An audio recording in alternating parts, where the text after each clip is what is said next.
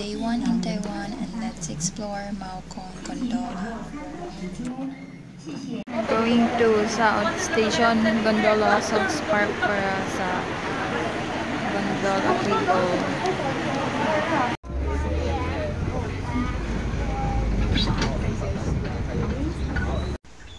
Since Taipei Zoo is much bigger, we don't have enough time to explore and see other animals.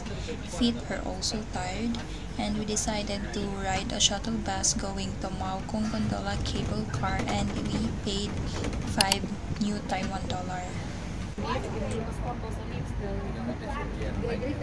Taipei Zoo South Station. This cable car is part of the Fan Pass ticket, and if you don't have it, you will pay 180 new Taiwan dollar for regular cabin, and if you want crystal cabin, it's 230 new Taiwan dollar.